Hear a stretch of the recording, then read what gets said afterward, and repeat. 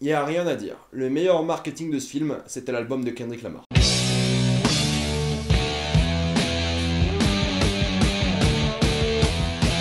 Black Panther avec spoiler. Comme d'habitude, il y aura une vidéo sans spoiler qui est dans la description et dans la notation. Allez la voir avant de voir celle-ci parce que c'est mon avis un peu plus général du film. Là, je vais prendre le film de manière chronologique et je vais tout spoiler. Donc d'abord la vidéo sans spoiler et maintenant celle-ci. Je vais tout spoiler, tout. Black Panther commence avec une sorte d'animation où il raconte l'histoire du Wakanda. Au début, je me suis dit putain, c'est archi nul comme film parce que les premiers mots du film, c'est genre il y a quelques millions d'années, une météorite de vibranium est crachée sur Terre. J'ai trouvé ça très drôle, j'ai failli rigoler dès le début et ça les gâché. Je me suis dit que le film allait pas avoir un bon mélange de tons, genre ça allait être trop drôle ou trop pas assez dramatique. Enfin, je me suis dit que ça allait être trop nul. Puis l'animation a continué. Il y avait cette musique tribale africaine que j'ai kiffé de ouf. Et ça racontait un peu l'histoire du monde, mais du point de vue Wakanda. Et tu dis, oh putain, on est parti pour le Wakanda, et bim, t'es en Californie. T'es en Californie pour raconter l'histoire de ce gars qui préparait un truc. Il avait des armes, beaucoup d'armes, il préparait un truc, je sais pas, un attentat, un délire, il voulait faire un truc pour sa communauté, il était dans sa cité, il voulait faire un truc. C'est là qu'arrive l'ancien roi, le Black Panther de l'époque, qui avait un costume mais trop cool, faut le dire. Et qui lui dit c'est toi qui nous as trahis, c'est toi qui as dit quelque chose à propos du Wakanda, je sais plus exactement ce qu'il a fait, mais il a trahi Wakanda, il a divulgué des informations qui n'étaient pas à divulguer. Et le pote, son pote à lui était un espion, et il se sent trahi. On voit bien la souffrance dans le type, hein. Son meilleur pote c'est un traître, enfin pour lui c'est un espion du Wakanda.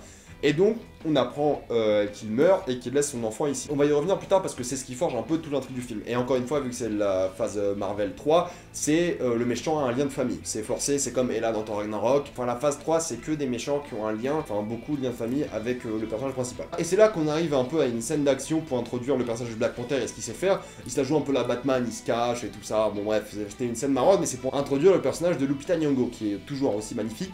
Et qui est là pour nous montrer qu'elle veut plus rien avoir avec le Wakanda, et elle, sa vie est autre part. Mais vu que T'Challa est amoureux d'elle, lui dit « Viens, mon couronnement c'est demain, mon père est mort. Viens, j'ai besoin de toi. » Et c'est là qu'il arrive au Wakanda, et le gars sort une phrase « Je m'en lasse jamais. » Il dit ça « Je m'en lasse jamais, à chaque fois que j'arrive ici, c'est trop beau. » Et il a raison. C'était juste magnifique. J'ai envie d'aller en Afrique. J'ai envie de voyager en Afrique, c'est incroyable. Mais comme j'ai dit dans ma ancienne vidéo, je vais me faire buter par des moustiques, des animaux, par la guerre, la famine, enfin c'est horrible. Mais j'ai envie de voyager juste pour voir les paysages, ça a l'air fantastique. J'ai envie d'aider l'Afrique, j'en sais rien, j'ai envie de faire plein de trucs. Il arrive au Wakanda, il y a cette musique mais qui est super bien, il y a beaucoup de tam-tam, j'adore les tam-tam, faut le savoir sur moi, j'adore les tam-tam. Et il y a que ça dans ce film donc j'ai kiffé de ouf. Et il y a que des tam-tam, ça arrive au Wakanda, c'est magnifique, t'es à fond dedans, il descend du vaisseau. Tellement bien introduit les décors de Wakanda, le fait que c'est une ville qui est cachée mais qui en même temps est très rurale, il y a des fermes, il y a des montagnes, il y a plusieurs tribus, enfin il y a une tribu à l'extérieur qui vit dans des montagnes. Je sais pas où c'est les montagnes parce qu'elles sont enneigées, ça doit être archi loin, mais bon, soit. Mais on voit le Wakanda, il est bien représenté et je l'adore dans ce film, je trouve qu'il a été juste excellent. La manière dont ils ont présenté Wakanda, leur culture, leur tradition, j'ai trouvé ça génial. On nous introduit à sa mère, qui est un peu triste que son père soit mort, mais bon, qui comprend que voilà, maintenant faut qu'il devienne roi T'Challa. On introduit à sa sœur, qui est un peu le comic relief, fait jouer dans Black Mirror, dans l'épisode du Black Museum, il me semble. C'est un peu le comic relief du film, mais elle a une bonne alchimie avec T'Challa, et j'adorais les voir rigoler, déconner, même dans les moments les plus sérieux. C'est un peu votre petite sœur gênante qui fait des blagues dans les situations les plus sérieuses, alors qu'il faut pas... Mais elle gâchait pas l'ambiance du film, ça qui était génial, parce qu'elle essaie de défier T'Challa, vous savez, elle déconne, faut pas arrêter, ce corset me sert. Ah bon, ils ont une vraie alchimie qui est très forte, pareil quand elle le filmait en train d'essayer de frapper la Black Panther suit, enfin bref, ils ont une vraie alchimie, ils se connectent, ça se voit, on a l'impression qu'ils ont vécu ensemble, on a l'impression qu'ils sont frères et sœurs, ils ont une très bonne alchimie, et j'ai senti ce lien de famille. Pareil avec sa mère, qui est un peu plus à l'autre bout du film, mais qui est là aussi, peu importe qui vous êtes dans la vie, quand il y a une fille qui vous plaît, qui vous parle, vous êtes un gros con. Et ça, c'est vraiment T'Challa. Et je l'ai adoré voir d'un point de vue plus fragile, parce que c'est un gars qui est très motivé, qui veut faire des trucs, qui veut réussir. Et là, dès qu'il parle à le personnage de Lupita Nyong'o, il est en mode... Et je l'adorais voir comme ça, même que le plus fort des hommes de son pays est soit un gros fragile quand il faut parler à une gonzesse. J'ai trop souvent gonzesse dans mes vidéos, je crois. Je crois que je dois arrêter, ça a l'air un peu sexiste. C'est comme dire bébé à une fille. Oh, c'est la faute de mon père, c'est celui qui disait gonzesse. C'est resté, vous voyez, le sexisme, ça reste là, même, on grandit avec. Il faut que j'arrête de dire gonzesse. Surtout que le Lupita Nyong'o, bon, elle est magnifique, hein. Mais bon, voilà. J'ai oublié de quoi je parlais. Bon, il y a toutes ces histoires de couronnement, ça introduit le fait que maintenant, pour être couronné, faut perdre ses pouvoirs de Black Panther, c'est un truc sérieux, tu dois, en tant qu'homme, sans Black Panther, pouvoir faire face aux défis. Donc on voit que tout le monde s'entend bien dans les tribus, qu'il n'y a aucun problème de cohésion, personne ne veut le défier. Et dès qu'il arrive, j'adorais ce plan, dès qu'il arrive, ce plan, la caméra est derrière lui, dès qu'il arrive, il y a la caméra qui monte, on voit ce magnifique mur de pierre où toutes les tribus sont là en train de regarder et en train de proposer des champions ou pas. Dans ce cas, personne n'en propose un, sauf la tribu des gorilles, donc que je respecte parce que c'est des gorilles, et comme mon pseudo, je les adore, qui viennent défier T'Challa. Et on voit que le gars qui défie T'Challa, je sais plus comment il s'appelle, M'Baka je crois, quelque chose, Baku, Baka, bref. Il arrive, il défie T'Challa, il a failli battre T'Challa, donc on voit que le gars, c'est quand même, c'est pas personne, c'est un gars qui est costaud, qui a de l'importance. Et on sait du coup qu'il revient plus tard dans le film avec quelque chose d'important. Il bat presque T'Challa, mais on voit quand même que T'Challa, c'est pas n'importe qui non plus, et il arrive à l'affronter. Et on voit qu'il y a un vrai respect pour cette tribu. La tribu de M'Baka ou Baku est partie de vivre dans les montagnes, parce qu'ils ont plus rien à voir avec Wakanda, c'est leur histoire, c'est leur tradition. Et on voit qu'il y a un respect mutuel parce qu'il lui dit abandonne, pense à ta tribu, pense à ton village, pense à ton pays. Et ça, il abandonne et il quitte. On voit qu'il y a un vrai respect quand même, s'ils sont un peu adversaires dans la manière de vouloir gérer le monde, ils sont quand même respectueux les uns envers les autres. C'est là qu'on introduit à Michael B. Jordan, dont j'oublie le nom parce que je suis très très mauvais avec les noms. Genre vraiment, je me rappelle que du nom de T'Challa et du gars parce qu'il y avait ces 2 syllabes. Mais le nom de Michael B. Jordan, je me rappelle plus du tout. Il est dans un musée, habillé comme quelqu'un de normal en 2018 tout simplement, même s'il fait un peu, vous savez, un peu culturel avec son truc, un peu culture africaine avec son chignon qui s'est fait, et un peu ses vêtements déchirés, on voit qu'il est quand même, il a quand même une tradition. Et ça que j'ai trouvé marrant, c'est que c'est un gars qui a grandi aux États-Unis, mais qui a l'air de garder quand même un style qui est traditionnel de chez Wakanda, parce qu'on voit plusieurs personnes qui sont habillées comme ça, enfin habillées, surtout du point de vue de la coiffure, à Wakanda. Ou alors je vois pas cette personne habillée comme ça dans la vie, et je me dis que c'est un truc culturel. Alors peut-être c'est tout à fait normal et ça se fait, c'est récent, j'en sais rien. Et on voit qu'il est dans D-Circus pour lui voler un truc. Au début, il lui dit bon, c'est pour le pognon, tout ça, mais on sait très bien que c'est pas pour le pognon, il y a une autre raison cachée derrière. Qui a introduit le personnage dans D-Circus que j'ai trouvé genre super drôle dans le film, j'ai trouvé vraiment très drôle et très flippant parce qu'il dit au garde du corps, vas-y, va dis aux autres de pas venir, et boum, il le tue. Même Michael B. Jordan lui dit pourquoi t'as fait ça, pourquoi t'as pas tué juste là? Non, mais t'inquiète, c'est un truc d'amateur ça, faut qu'on ait l'air d'amateur, t'inquiète. Enfin bon, le gars, il est rend pareil quand il est capturé sans son bras, je le trouve très drôle. Enfin, c'est un gars qui va me manquer, étonnamment. C'est un méchant qui méritait de mourir, apparemment, parce que c'est un gros enculé, mais qui va me manquer parce qu'il avait un style à lui et il avait l'air de représenter un peu cette audience qui veut se marrer, qui veut tout faire exploser, qui sait que c'est un film de super-héros et qui représente ce côté un peu plus fanboyesque de l'univers Marvel. Quand il défonce tout, il fait oh putain, j'ai tout défoncé, ça pleut des billets, il était trop content. Bref, il représente un peu ce côté plus fanbase, fanboy de Marvel et je trouve ça très drôle de voir ça à l'écran. Du coup, c'est là qu'il va commencer à avoir des petits problèmes de tribu, c'est que le gars qui joue dans Get Out, Daniel Kaluuya, lui dit qu'il faut que tu ailles chercher le personnage d'Andy Serkis et que tu le tues parce qu'il a tué mon père, je crois. Enfin bref, il y a un délire avec lui, ça fait 30 ans que ton père n'a rien fait, va le chercher, bute-le. Si ça fait 30 ans que son père n'a rien fait, c'est-à-dire qu'Andy Serkis a commencé ça à genre 20 ans et qu'il est hyper doué. Et apparemment c'est le cas. Donc ils vont en Corée du Sud, je me suis dit putain mais pourquoi vous quittez le Wakanda alors que c'est super cool en Corée du Sud, on va se faire chier.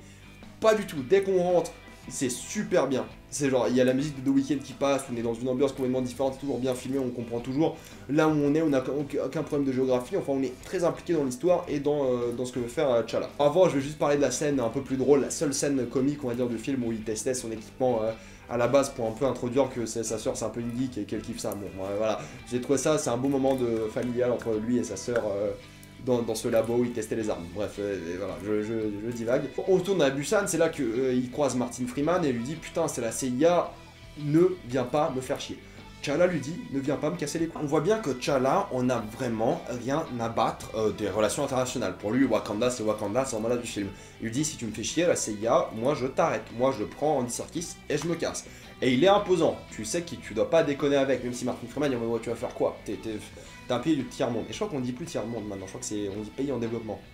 Bref, ce n'est pas la question. Il y a aussi Michonne de Walking Dead qui joue la générale de T'Challa. Elle, je l'ai beaucoup aimé dans le film aussi.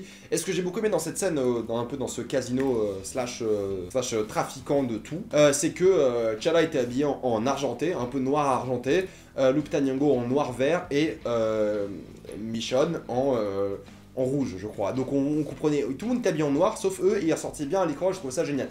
Il y a des vrais choix de mise en scène qui sont faits dans ce film, et je pourrais en citer plein, mais vu que j'ai une mémoire limitée, je ne connais pas tout le film par cœur, donc je fais ce que je peux. Le plan caméra épaule quand Andy Serkis défonce T'Challa est génial, genre la caméra est derrière lui, il défonce, la caméra avance, en mode oh putain il s'est passé ça quand même. Et c'est bien parce que Ryan Coogler profite de l'argent qu'il a, de la technologie pour faire des plans qu'il ne pourrait pas faire autrement. Avec le degré technologique qu'il a, surtout dans le climax du film, il y a plein de plans, je me suis dit Ah ouais, ça tu l'aurais pas fait avec 12 dollars de budget, ça il te fallait quelque chose quand même. Et la course poursuite est juste géniale, T'Challa qui saute de voiture en voiture, j'adore sa sœur qui est en mode de réalité virtuelle dans la voiture, parce qu'il n'y a aucun risque pour elle, du coup ça rendait le truc vraiment fun pour elle, et pour T'Challa c'était bon, un peu de la routine. J'ai adoré les couleurs dans la ville, il y en avait beaucoup de violet, de bleu foncé, enfin je trouve que la photographie était géniale à Busan, et enfin ça bougeait de partout, c'est une bonne scène d'action, une bonne course poursuite avec l'autre côté, Andy Serkis qui se tape des barres, qui rigole, etc. Tout le long, la musique est géniale. Tout le long, c'est ou de la musique tribale, ou de la musique inspirée d'Afrique, ou de la musique américaine plus moderne, ou de la musique moderne pop classique. Enfin, il y a une vraie évolution de la musique avec le film, etc. Enfin, il y a de tout, mais tout en respectant cette culture un peu noire. C'est ça que j'ai trouvé vraiment génial dans le film. Andy Serkis se fait capturer, on sait bien que ça va pas durer, c'est là que Michael B. Jordan vient le sauver. Il y a un peu un dialogue entre Martin Freeman et le fait que est-ce que Wakanda devrait intervenir dans le monde. Et au final, vu que Martin Freeman sauve Lupita Nyong'o, il décide de l'emmener au Wakanda. Andy Serkis se fait donc sauver par Michael B. Jordan. Et ce qui se passe, c'est que Michael B. Jordan tue Andy Serkis, c'est ce qu'il voulait faire depuis le début pour le ramener au Wakanda et gagner la confiance des autres tribus. Et c'est ce qu'il va donc faire. Le film n'est pas très dense, il se passe pas beaucoup de choses dans le film, mais c'est ce qui se passe à l'intérieur du film qui est vraiment bien. C'est toujours très divertissant, il y a toujours ces moments de dialogue entre les personnages qui rendent le truc le plus intéressant, surtout entre Lupita Nyong'o et T'Challa, entre T'Challa et sa sœur, et même T'Challa en général. Enfin bref, T'Challa a une bonne relation avec à peu près tout le monde. Et ça rend le truc organique, ça rend le truc excitant, ça rend le truc intéressant. Parce qu'on est investi, parce qu'on connaît ces personnages, parce qu'on veut qu'ils réussissent et parce qu'on les adore. Et de l'autre côté, on a Michael B. Jordan qui ramène donc Andy Serkis à Wakanda, et c'est là qu'il y aura un sujet un peu plus compliqué au niveau de la politique et de la diplomatie dans le film, et du point de vue de la radicalisation, du point de vue racial, etc. Pour l'instant, le film a parlé de plein de trucs, et je suis sûr qu'ils vont tous être réutilisés dans la seconde moitié. Mais ils vont peut-être en oublier quelques-uns. Et j'ai eu tort, c'est que tous les éléments qui sont à peine évoqués dans le film sont réutilisés dans la seconde moitié du film.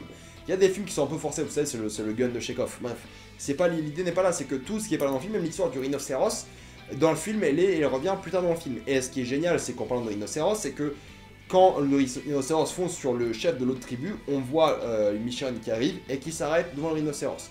Et on se dit pourquoi le rhinocéros la lèche. Le rhinocéros la connaît, parce que c'est la meuf du gars de l'autre tribu. Donc forcément, vu que le gars élève des rhinocéros, ils ont forcément passé du temps avec un rhinocéros en particulier. Et cette utilité-là dans les décors, et surtout dans les décors beaucoup, qui m'a fait kiffer le film, c'est que, ah oui, c'est normal que le rhinocéros kiffe la meuf, parce que ils sont ensemble, et forcément, vu que c'est son travail, ils allaient forcément se kiffer. Après, je sais pas si un rhinocéros peut s'arrêter aussi nettement et brusquement, mais ça, c'est une autre histoire. Pareil avec l'idée des Black Panthers, c'est que le gars veut couper tout lien avec une tradition qui existe depuis longtemps, et ce qu'il fait, c'est qu'il participe à cette tradition pour un peu voir ce que c'est, et puis après, il fait brûler tout, cramer tout.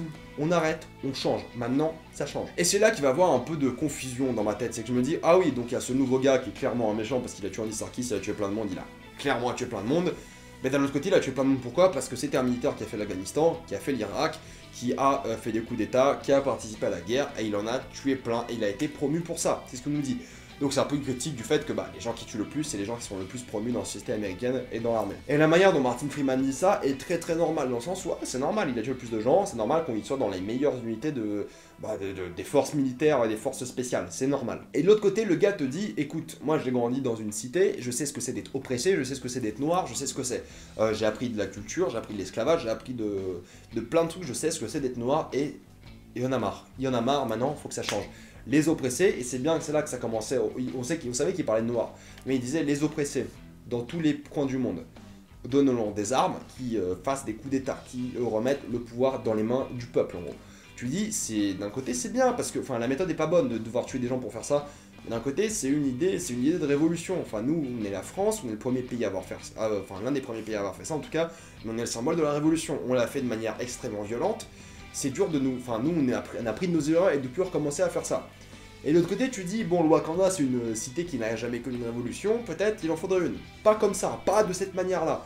Mais tu dis que naturellement, il faudrait peut-être une révolution. Ils sont restés très conservateurs, ils sont restés très enfermés sur eux-mêmes. C'est les États-Unis avant 1914. C'est avant l'intervention de la Première Guerre mondiale. Avant de pouvoir profiter de ce marché-là, du marché européen.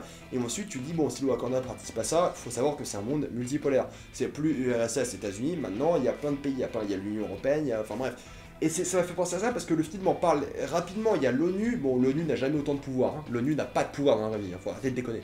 Mais dans le MCU, l'ONU est un vrai pouvoir, il y a moins de problèmes politiques.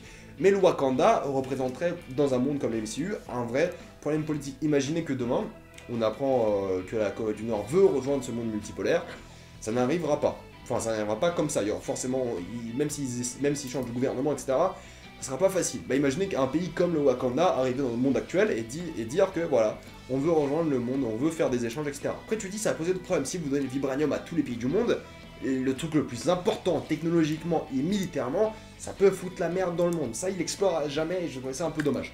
Mais de l'autre côté, tu dis, bon, ce gars veut remettre le pouvoir en place, veut redonner aux pauvres et aux oppressés, je comprends son point de vue, mais ses méthodes sont mauvaises, c'est là que j'aurais aimé qu'il y ait une méthode moins radicale. Mais en tant que méchant, il fallait que ce soit un méchant et que ce soit comme ça. Mais la critique des États-Unis de maintenant, où on veut plus, il en parle très bien à la fin, où on veut plus construire des barrières que des ponts, c'est une critique de l'Amérique de Trump. C'est clair et net. C'est ça, c'est une critique de la montée du nationalisme dans le monde, en Europe principalement, mais aussi aux États-Unis avec Trump. Et il y a ce message très libéral, très Hollywood, bien sûr, forcément. Mais après, ça, on peut pas dire que c'est un message très négatif, c'est un message d'espoir, c'est un message positif.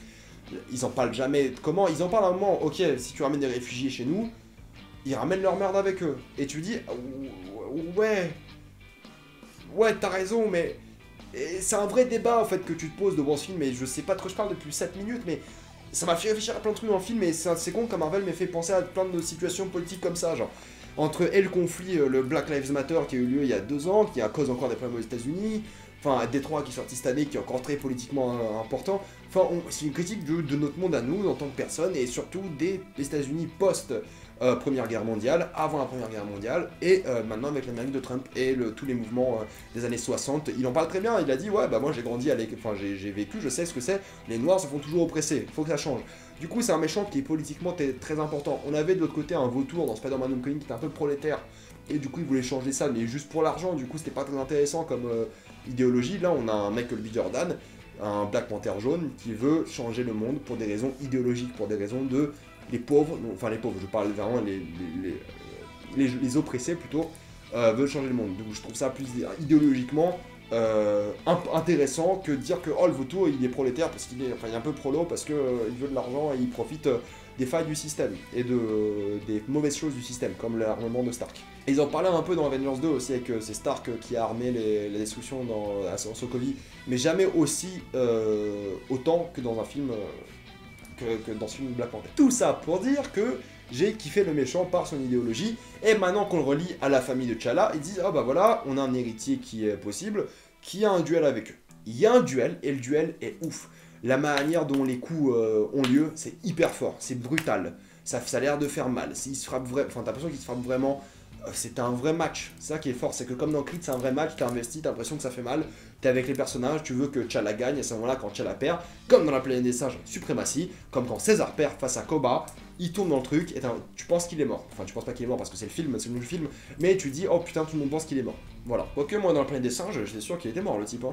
Un tout de ouf, hein. Moi, j'étais sûr. Encore une fois, mon parallèle avec la planète des singes n'est pas le plus approprié, vu comment a merdé Google récemment.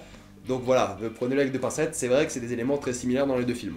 Voilà, juste, pensez pas que je suis un gros raciste, hein, juste je précise. Le combat tribal est ouf, il était un peu sanglant, il y avait des vrais coups qui étaient mis, il y avait une vraie musique, on était à fond dedans, c'était l'une des scènes les plus intenses du film, voire la plus intense. Enfin, j'étais dans le délire, j'étais à fond dedans, je comprenais ce qui se passait, quoi. Donc j'étais à fond, et dès qu'il meurt, il y a un peu ce moment il y a ce moment de, après la chute, il y a un peu de calme, voilà, il se passe rien. L'autre essaie de mettre le nouvel ordre en place, tout le monde l'obéit parce que c'est le roi légitime. Enfin, c'est le roi légitime, ça qui est bien. C'est que ce gars, l'oppressé, profite du système, du système en lui-même pour gagner sa place. Et ça c'est juste... en tant que film, j'ai trouvé ça génial. Ma critique est un peu trop de gauche, mais c'est l'idée du film, vraiment. C'est plus que Thor ou une révolution, là c'est vraiment très politiquement libéral, tout simplement. Et c'est vrai, c'est le cas. Et c'est pour ça que je trouve ça juste, c'est un cas d'étude que je trouve juste hyper intéressant dans un film de super-héros. C'est là qu'il y a des moments qui sont un peu chiants, mais qui sont très importants. Quand Michael B. Jordan, le méchant du film, voit son père dans sa vision, et son père est déçu, tu dis, ah putain, c'est pas trop tard. Et c'est là que tu dis que c'est un méchant, mais qui a été tellement radicalisé que... C'est pour ça qu'on revoit son enfant. C'était l'innocence avant. Maintenant, il a été radicalisé par les idées de son père, soit, mais il a été radicalisé, son père a compris que c'était une erreur. Et ça, je trouve super intéressant. Et ce qui était génial, c'est que quand il est dans sa chambre, on voit les aurores boréales autour. Enfin, il était dans la vision. Je trouvais ça, petit détail dans le décor, mais j'ai trouvé ça super bien fait. Quand T'Challa y retourne, on voit bien que le gars a abandonné. Enfin, le père de T'Challa a abandonné. Il fait, viens nous joindre. Ce qui se passe là-bas, c'est plus tes problèmes. Comme moi, j'ai abandonné le fils de mon frère, j'abandonne ce monde aussi. Et T'Challa fait, non, je serai pas comme toi. Toi, t'as échoué. Toi, t'as foutu la merde. Maintenant, à cause de tes erreurs de merde, c'est la merde à Wakanda et dans le monde entier. À cause des putains de conneries. Et il a un peu raison, ils essaient vraiment de montrer une manière dont tourner la page dans ce nouveau monde Wakanda pour s'ouvrir sur le monde. Et c'est ce qui fait tout le film. Et c'est ça, c'est marrant qu'ils aient mêlé ça à une histoire familiale dans le sens où c'est politiquement investi, mais de l'autre côté c'est familial. Et c'est ça qui est... c'est bien pour la méta du film, et c'est bien pour le film lui-même où tu dis je ferai pas les mêmes erreurs que toi. Et il y a ce moment où le père comprend, il fait ouais, ok. De l'autre côté, on a le parallèle avec le père de Michael B. Jordan qui comprend qu'il a échoué en tant que père, et c'était touchant. Et on va juste parler de la scène où Martin Freeman se fait menacer de se faire bouffer. J'ai beaucoup rigolé. On va te manger, on est des gorilles, on va te manger. Après, il se tape une énorme barre, il dit qu'il est végétarien, et tout le monde a rigolé. Mais tout le monde a rigolé, et ce moment d'humour était parfaitement placé parce que tu commences à te faire chier dans le film, tu te dis oh putain, c'est trop dramatique, il se passe pas grand chose, et là, bim, moment d'humour, ça te dit ah ouais. Le film, c'est que le film est encore là, c'est vraiment ça. Et pareil, quand ils sont en mode, vas-y ma soeur, on va à Wakanda, vas-y Martin Freeman, on va à Wakanda, ma mère, viens, on va à Wakanda. Le gars, il fait, oh, c'est bon, vous avez fini? Vous me cassez les couilles, c'est bon? Ouais, cassez-vous. Et il y a tout ce moment marrant, il lui dit, vas-y, j'ai besoin d'une armée. Je fais, ouais, je suis sûr que t'as besoin d'une armée, bien sûr. Non, c'est marrant parce que c'est un nom, genre, un nom gentil en mode, ouais, bon, peut-être. Et du coup, il vient vraiment, c'était prévisible, mais c'est un peu, le film le dit que c'est prévisible, c'est genre, non, on verra. Bon, ok, peut-être, sûrement. Et le gars arrive au Wakanda, il lui dit, le duel est pas fini, il profite de ces traditions-là, et c'est là que le gars rompt avec les traditions, il fait, non, si le duel est fini, moi je... Frère, tu fais quoi? T'es fou. Le gars lui dit ça, t'es fou, t'es tout seul, tu vas faire quoi? Et c'était hilarant, parce que d'un côté, il y a cette rupture dramatique dans le mode où maintenant qu'il est en pouvoir, il profite de son pouvoir pour ne plus respecter les règles, et de l'autre côté, en mode, je suis en pouvoir, qu'est-ce que tu... Mais tu déconnes. Tu déconnes, frère, faut arrêter. Et le climax du film est vraiment bien réussi. Il y a un truc avec Martin Freeman où je me suis dit, oh putain, mais qu'est-ce qu'on s'en fout de son vaisseau? C'est un vaisseau virtuel, ça sera pas intéressant. Ils arrivent à rendre le truc intéressant avec un Martin Freeman qui est plus investi dans le monde de Wakanda maintenant qu'il sait qu'il existe, et qui sait qui ce qu'il y a dedans et qu'on lui a sauvé la vie. De l'autre côté, on a la sœur de T'Challa et l'autre qui se battent dans le champ de bataille. Et le champ de bataille, les scènes de champ de bataille étaient géniales. Le guerrier, quand il vient, tout le monde vient avec la corne, ils se battent tous, enfin, c'était bien filmé. Il y avait un plan qui était génial quand T'Challa se prend une corne de rhinocéros, je vois la caméra que le suit de près, on voit toute sa chute. Enfin, il y a plein d'idées de mise en scène qui sont super sympas, il faudrait les découper, en parler dans une analyse pour montrer à quel point Ryan Coogler sait filmer une scène d'action et rendre le truc géographiquement intéressant, parce qu'à chaque fois on dit oh le champ il est là, en haut il y a le méchant qui se bat avec la sœur, donc T'Challa la voit, il essaie de courir. Enfin, il y a une vraie géographie, il y a un vrai effet dramatique, la musique est géniale, et cette musique est en même temps très ancienne, traditionnelle, en même temps qui est très moderne. Il y a des vraies transitions, il y a une musique de victoire qui, je vous dis, transite sur une musique de défaite et vice versa. Il y a un vrai truc derrière. Et pareil, on se dit que bon, le métro, on savait que ça allait avoir, enfin les trucs du métro, on savait qu'il y avait un impact, mais tout le combat, j'ai trouvé très chorégraphié, très bien chorégraphié surtout. J'ai jamais vu un Marvel aussi bien chorégraphié depuis le Soldat de l'hiver. Enfin, les combats étaient géniaux, il n'y a pas de combat de gun, il n'y a que des combats à la mêlée. Et quand le gars de la tribu arrive avec son gros massue, là, il frappe tout le monde, ça fait un vrai impact, c'est très drôle à voir. On dirait qu'il y a une vraie physique, enfin j'ai trouvé ça. Le climax, c'est l'un de mes préférés dans le MCU pour toutes les raisons, pour toutes les raisons que je vais expliquer. Et la manière dont T'Challa affronte et bat le méchant du film était super cool. Genre la manière dont il se retourne et même le gars lui fait oh putain. Franchement, c'était un bon move avec une dague, une lance dans le cœur. C'est un climax qui est dur d'expliquer comme ça parce que sa magie est dans la force de sa mise en scène, dans la brutalité de ses combats, dans la manière dont on est géographiquement dans le délire, dans la manière dont la musique fonctionne, dans la manière où c'est bien édité pour que ça casse jamais. Et c'est un vrai climax. C'est un vrai climax. C'est vraiment... C'est là. Voilà. Et j'étais vraiment triste d'un côté quand l'autre, le méchant meurt parce que je me suis dit ouais... Il a un peu mal compris quoi. Il a déconné, hein, il mérite un peu tout ça, mais il a un peu mal compris et T'Challa le comprend, il fait ouais. C'est pas que ta faute, c'est un peu ta faute, c'est complètement ta faute, mais c'est pas que ta faute et nous aussi on a échoué. Et quand il lui montre le soleil, j'étais en mode non. Ouais, c'est triste, c'est triste. Et ça fait longtemps que enfin, je crois que j'ai jamais été triste dans un Marvel. C'est dingue, hein, mais jamais été genre. Oh. Ça, c'est un moment doux. C'est un moment de bonheur. Et je me rappelle d'aucun Marvel qui m'a fait ça. Donc Black Panther est une tuerie d'un bout à l'autre. Et j'aimerais vraiment qu'ils fassent un Black Panther 2 où ils expliquent vraiment à quel point il y a des réfugiés qui arrivent à Wakanda, qu'ils essaient de gérer sa manière politique. C'est un film politique, j'aimerais qu'ils en parlent plus souvent quoi. J'adorais le voir donc j'aimerais qu'ils en parlent. La seconde scène post-générique avec le soldat de l'hiver, Ça, je l'ai kiffé. Où ils font loup blanc, loup blanc. Bon, le seul loup blanc, c'est Geralt, mais ça, c'est une autre histoire. Et j'ai adoré cette scène, il se prépare pour Infinity War. J'espère qu'Infinity War aura un vrai impact sur ce putain de monde, parce qu'avec Black Panther, j'ai l'impression de vivre dans un vrai monde où il y a une vraie diplomatie qui serait, même si on pense à tous les trucs du monde, je pense que c'est un peu le bordel, avec les accords de Sokovie, avec Wakanda, est-ce que lui il fait partie des Avengers, est-ce que lui il a son mot à dire, enfin bref, c'est un vrai bordel politique, mais ils peuvent gérer ça. Ant-Man 2 a l'air de s'en battre les couilles de la politique, mais c'est Ant-Man, donc c'est jouer un truc plus fun, mais je veux un Black Panther 2 plus investi politiquement, plus diplomatiquement, et toujours aussi dramatique. Black Panther est... Ça me fait con de le dire comme ça, mais je crois que c'est mon Marvel préféré parce que j'étais à fond dedans d'un bout à l'autre, j'ai envie de le revoir maintenant. C'est pas le plus fun, c'est vrai, Thor Ragnarok reste le plus fun. Je crois que Avengers reste le plus kiffant d'un point de vue de voir ces héros réunis à l'écran. Soldat de l'hiver le plus intéressant. Gardien de la Galaxie le plus kiffant peut-être, et le premier Gardien de la Galaxie avec Avengers. Civil War est kiffant aussi, mais un peu trop chiant peut-être niveau politique. Ils ont mal géré la politique comparée à Black Panther. Enfin, pour moi, en tant que film, c'est le meilleur Marvel. En tant que film, c'est le meilleur Marvel, et je ne peux que le recommander pour les fans de films en général. Parce que vous n'ayez jamais vu de MCU avant, mais il est standalone, il marche très très bien. Allez voir Black Panther, bordel. J'ai l'impression que cette critique est super creuse, mais j'ai vraiment, je dis ce que je pense du film, et j'ai vraiment envie de le revoir. Il y aura forcément une analyse dessus, je pense. Parce que là, je vois vraiment la maturité du MCU que j'avais oublié. Parce qu'à chaque fois, je me dis, putain, ouais, Thor, c'est marrant, et ça l'est, je suis content que le MCU et des moments et des trucs super dramatiques, et des trucs super drôles, et des trucs qui sont un peu entre les deux, même si le entre les deux n'est pas toujours terrible. Entre Ragnarok et Black Panther, on a une échelle du dramatique, et je kiffe de ouf. Avez-vous vu Black Panther? Mettez-moi ça dans les commentaires, spoilez, je vais essayer de mettre en commentaire les trucs que j'ai oubliés. On va discuter dans les commentaires quel élément avez-vous adoré, quelle scène avez-vous détesté. Ma scène préférée du film, ça doit être le combat quand même, entre le méchant et T'Challa dans le combat tribal quoi. C'est pour moi le plus... Je crois que c'est la meilleure scène du film. J'ai adoré avec la musique, le truc super... Waouh, j'ai l'impression de regarder Creed, c'est ça qui était génial. Bon, j'ai kiffé de ouf Black Panther. Mettez-moi tout dans les commentaires, votre scène préférée, est-ce que c'est votre MCU préféré, tout ça dans les commentaires. Avez-vous adoré, avez-vous détesté? Suivez-moi sur Facebook, sur Twitter, abonnez-vous à la chaîne pour plus de vidéos et salut à tous.